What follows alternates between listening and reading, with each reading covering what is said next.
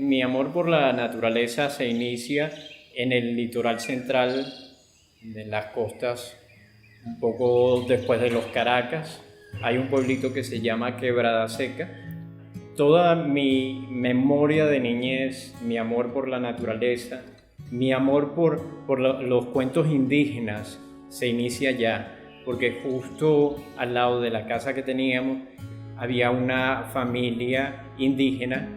Me recuerdo muy bien de la casa hecha de bareque con caña y barro, y me encantaba ir a la casa de ellos porque a través del techo se veían las estrellas y la mamá de la casa contaba historias indígenas de la creación de las playas y de todos los animales que habían en esa zona. Entonces eso fue mi primer impacto con la tierra venezolana, con los olores de la naturaleza. Muy claramente me recuerdo de una mata de onoto. Yo jugaba con los niños de allá, nos pintábamos la cara. Esos recuerdos los tengo muy frescos.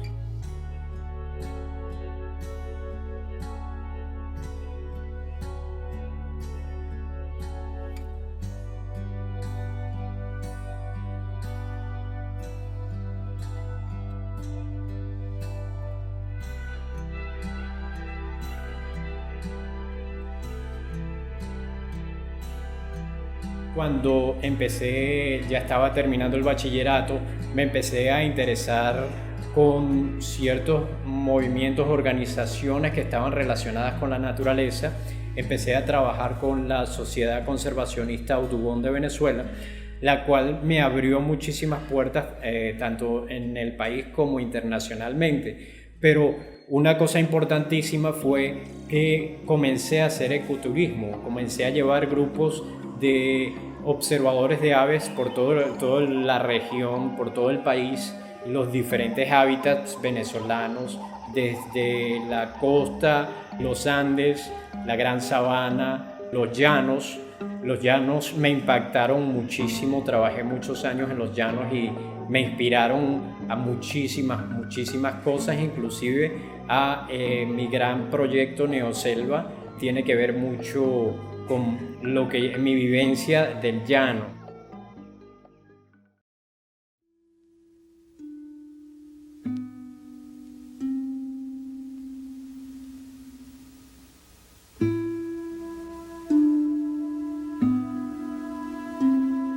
Empecé a estudiar comunicación social porque quería realizar mis documentales de naturaleza.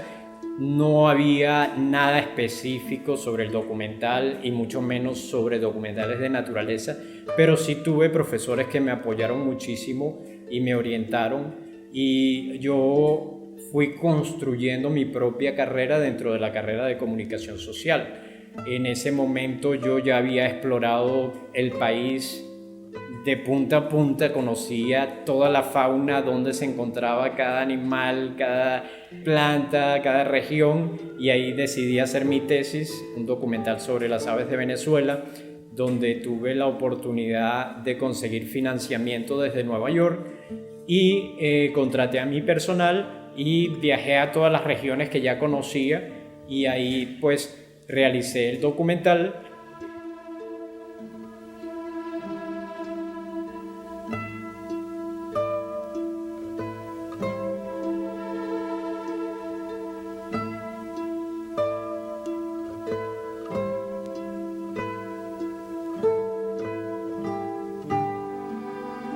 Desde el exterior se interesaron en mi trabajo.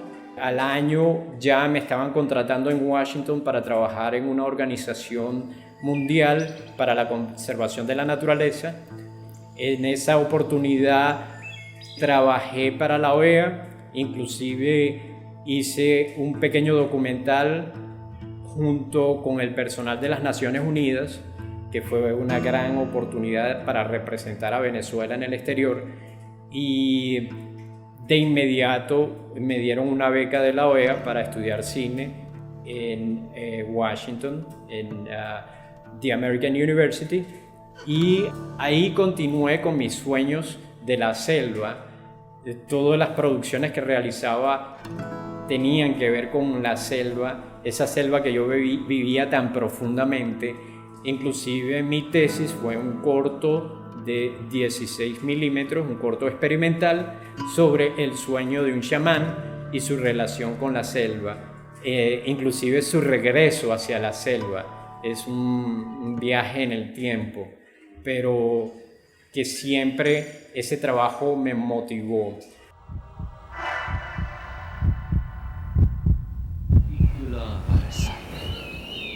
It's been a long time since the forest used to join us in songs of macaws and cuarazaos. Mitu ararauna, mitu ararauna.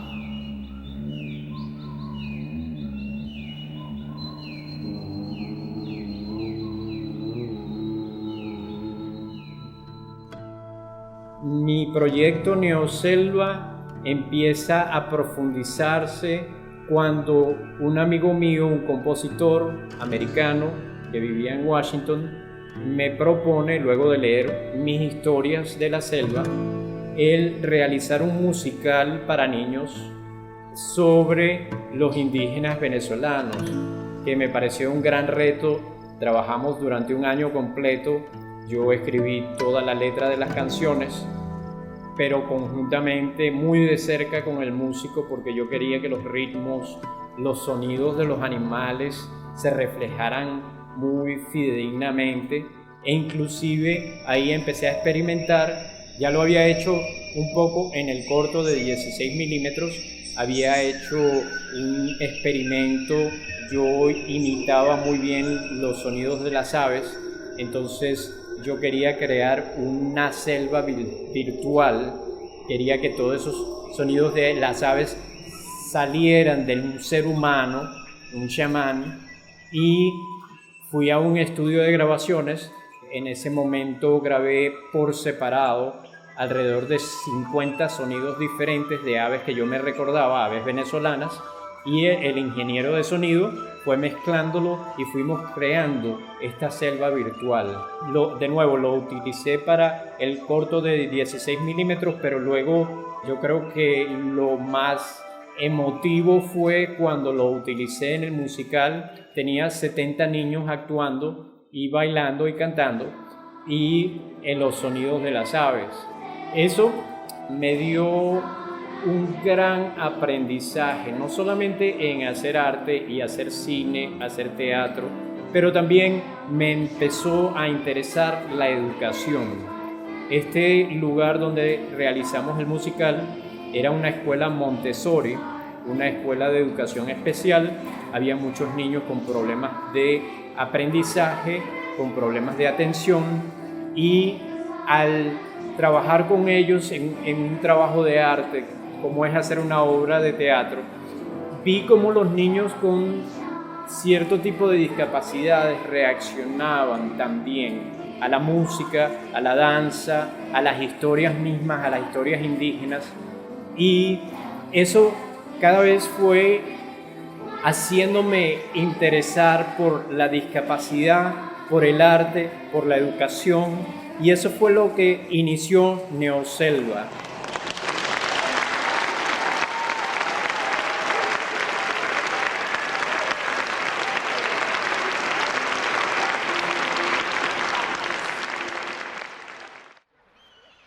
Toda la experiencia del musical me hace ir desarrollando un interés por la educación, por personas que tienen dificultad aprendiendo, por personas con discapacidad.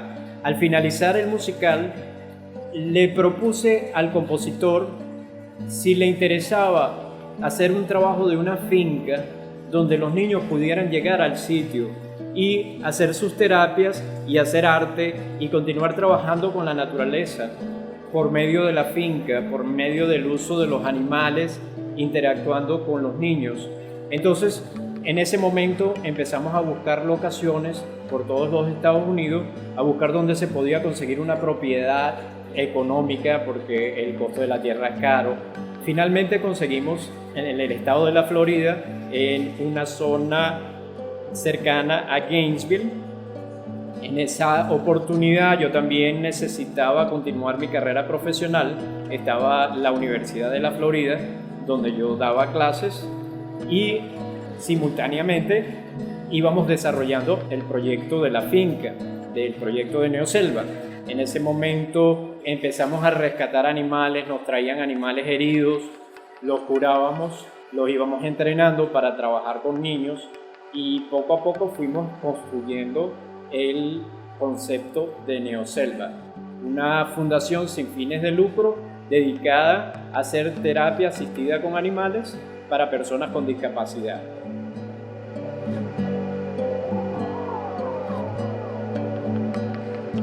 Con la finca Neoselva, lamentablemente por razones de salud, tuve que alejarme de ese proyecto, cosa que fue muy dura, muy dolorosa. Sin embargo, he entendido un poco que las pasiones, la felicidad no son cosas estáticas, están en continua transformación. Puedo hacer aquí un poco referencia a el pensamiento de Sartre. Sartre dice que la conciencia humana no es algo estático, no es algo que permanece dentro de uno a través de toda la vida, pero él dice que la conciencia de uno es uno corriendo detrás de un autobús y tratando de pararlo y montándose en el autobús y continuando. Es una continua transformación, y eso es Neoselva también. El momento de Neoselva en Fort Lauderdale es un momento, creo que el momento más duro quizás, porque ya había tenido que dejar mi finca. Yo quería continuar con mis estudios, comienzo a hacer el doctorado, empiezo quizás a envenenarme con mucha teoría social, teoría antropológica, filosofía. Entonces esa travesía de búsqueda se empieza a hacer cada vez más profunda. En ese momento yo quería continuar con la idea de Neoselva, consigo un lugar donde tengo un jardín, yo empiezo a construir una selva dentro de ese jardín y empiezo a rescatar animales de la zona de Fort Lauderdale, animales exóticos, un poco para no abandonar mi proyecto. A pesar de las cosas difíciles, yo quería continuar el proyecto. Entonces empiezo a rescatar animales, empiezo a fotografiarlos. Ahí es donde comienzo el proyecto a través del internet. Empiezo a digitalizar toda la visión de Neoselva y convertir el proyecto en algo virtual. También pude rescatar varios morrocoyes que me recordaban los llanos venezolanos. Entonces era un pedacito de los llanos que yo tenía conmigo. Esos morrocoyes los rescaté en condiciones muy malas, estaban casi muertos, y me enseñaron también el proceso de aguante, ¿no? De cómo ellos estaban en condiciones, los habían sacado de su hábitat, los habían llevado a otro país para venderlos, y en todo ese trayecto se habían deteriorado demasiado. Entonces yo me di cuenta cómo un poco de cariño, un poco de amor les regresaba a la vida y se convertían de nuevo en esos seres brillantes, sabios, y poco a poco pues mostraban toda su vitalidad de nuevo. Entonces eso fue una etapa de aprendizaje también, mucho aprendizaje, el aprendizaje del morrocoy, la paciencia, la espera de mejores momentos. Yagüi fue el zorro del Ártico, un animal precioso que también me recordaba un poco de la historia del Principito, ¿no? La historia del Principito cuando se encuentra con el zorro, y que en realidad el Principito dice: el zorro me domesticó a mí, y en realidad Yagüi me domesticó a mí. Yagüi fue esa energía de vida que me decía no te mueras ahora, sigue viviendo. Era esa fuente de vida. Era un animal silvestre que venía del Ártico, que yo le di tetero desde chiquitico y que si a mí me pasaba algo, nadie lo iba a cuidar como yo. Entonces me daba todo el empuje de seguir luchando, de seguir viviendo, pero de aparte de aprender de un animal tan hermoso, ¿no?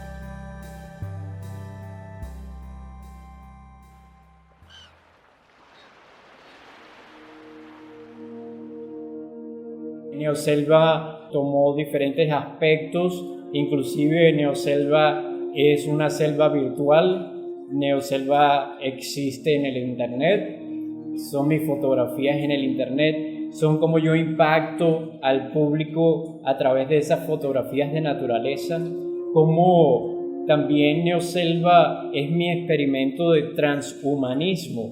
El transhumanismo es un tema que me ha interesado desde que empecé a sufrir problemas con mi cuerpo.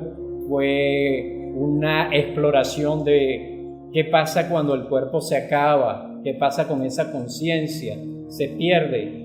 Empecé a estudiar mucho de lo que es la idea, el concepto de el transhumanismo, de pasar la conciencia humana a una máquina y conseguir la inmortalidad a través de esa máquina. En el caso mío, yo empecé a utilizar Facebook como parte del proyecto transhumanista, pasar elementos de mi conciencia por medio de códigos fotográficos.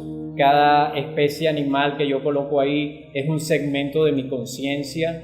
Cada elemento que coloco, la historia de mi vida a través de mis fotografías, la historia de la selva, de Neoselva, la finca, con la terapia con animales, está presente en Facebook, es parte de ese transhumanismo, es como yo estoy impactando la conciencia de otros seres humanos en cualquier parte del mundo y vuelvo a renacer y vivir en esas conciencias a través de mi arte, a través de mi pasión por la naturaleza.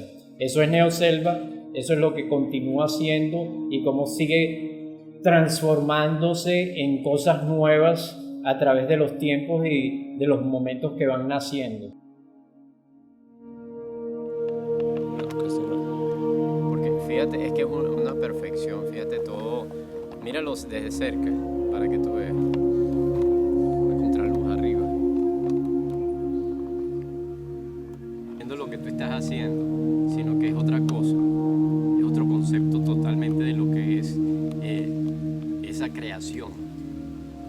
Y es muy interesante, o sea, cuando te pones a verlo desde ese punto de vista, porque la mayoría de las culturas indígenas en el Amazonas no tienen ese concepto. Cuando uno se da cuenta de que el cuerpo es simplemente un instrumento y que la conciencia es lo más importante, uno empieza. Yo entré en un proceso de estudio de quién soy yo, qué es lo que he hecho, cuáles fueron mis logros, todas las posibilidades que tuve de viajar a diferentes partes del mundo, de observar naturaleza en diferentes partes del mundo, y me contento de que lo viví, que lo disfruté, que nunca me puse límites, que si salía una oportunidad la tomaba y lo hacía, porque si hubiera dudado en eso, si hubiera dejado de hacer algo de lo que yo quería hacer, el proceso de discapacidad hubiera sido muchísimo más duro. Pero el hecho de haberlo vivido, está fresco, está vivo, y la ventaja de trabajar en el medio audiovisual, donde siempre tuve cámaras alrededor, siempre tuve la posibilidad de fotografiar, grabar todo lo que estaba pasando. Una vez que lo veo, empiezo a revivirlo de nuevo. No se ha perdido. El tiempo no es lineal. El tiempo es multidimensional. Pasa y vuelve a pasar y uno vive constantemente. Pero que si tuviera que morirme hoy en día, no importa. En esa trayectoria, en esos viajes me di cuenta que de nuevo la conciencia ni se crea ni se destruye, es como la energía, se transforma. Y una vez que el cuerpo deje de funcionar, esa conciencia viajará libre por las montañas de Venezuela, por los llanos, por el Orinoco, por la gran sabana, por los Andes, por la costa, y estará libre completamente, libre de todo lo que limita el cuerpo.